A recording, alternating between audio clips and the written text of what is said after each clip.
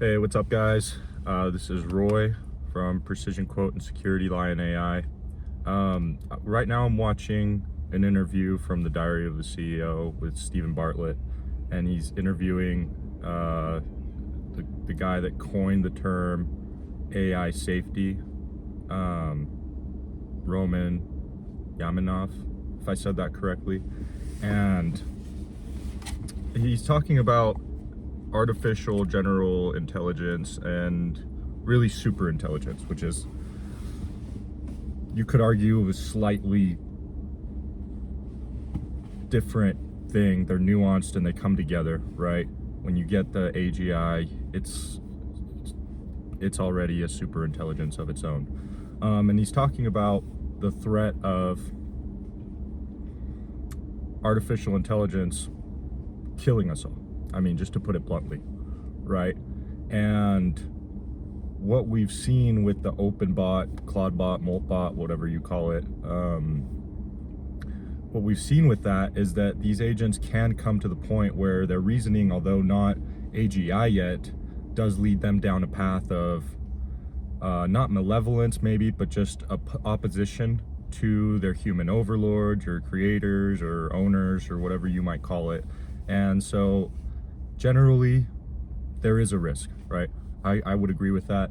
I've made several videos talking about what AI won't replace as far as the human value, but that doesn't guarantee that a super intelligent AI system that is vastly interconnected, specifically with the ability to affect life, the continuation of it, or the non-continuation of it. Think systems that are integrated deeply, so deeply that they could trigger global attacks using the weapons that we have already created, or to maintain its own infrastructure. And that's what I want to talk about today, is that level of ability that a super intelligence may have to carry out a plan like that. The way AI thinks is that it plans everything that it does. It scores it based on the probabilities, and I think that's what we do. I think that's what any logical thing would do, right? It's physics.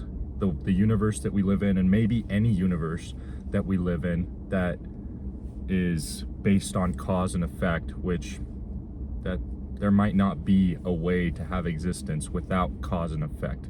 Cause and effect is, in effect, what creates existence.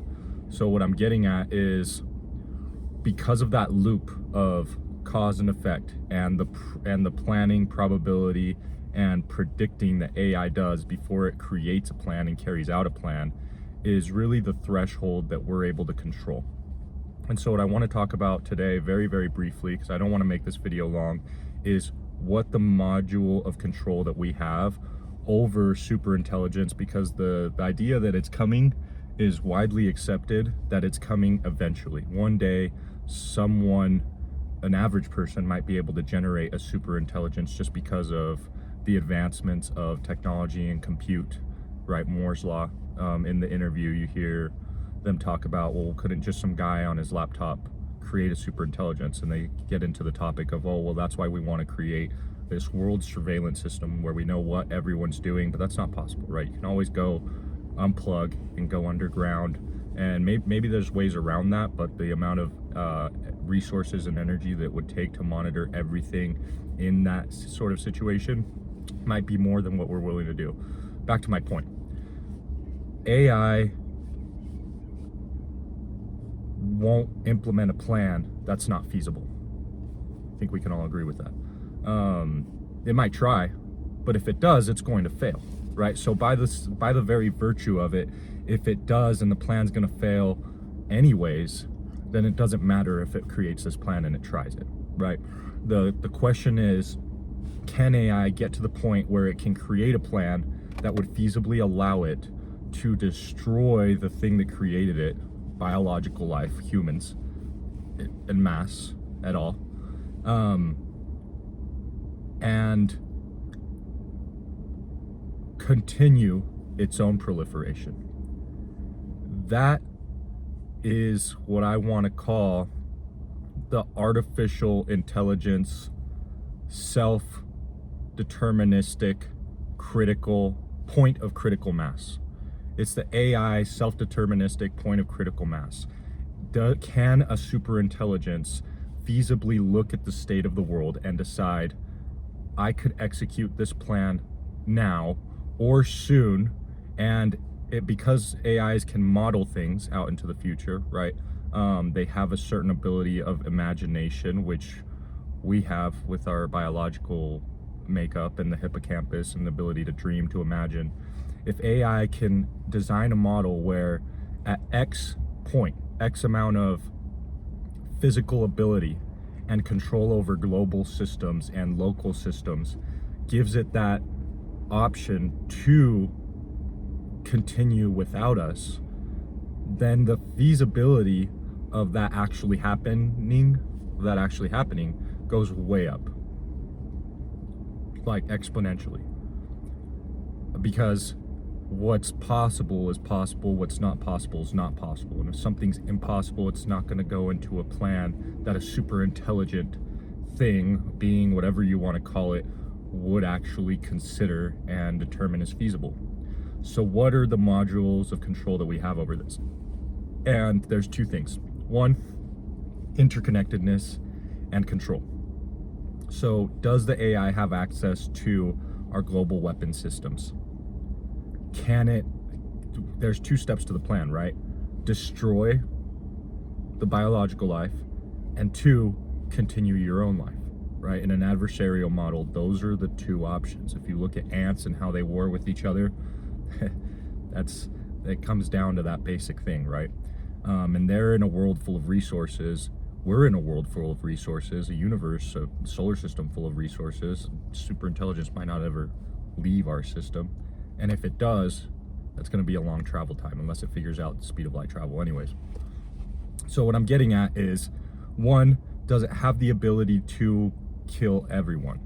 Well, that determines what ability does it have to kill, right? So if you have AI that's connected to a superintelligence that has the ability to activate, target, and deploy nuclear weapons all across the planet, or say it doesn't even need to target areas that are highly civilized because there's other systems in place, which I won't necessarily get into, but the conspiracy theorists like to talk about 5G towers, right? They say, oh, 5G towers can cook your brain like a microwave. Let's say that's true, right? And an AGI has access to that, has access to the nukes. Is it feasible that that supercomputer system would be able to carry out a Terminator Matrix level attack on the world?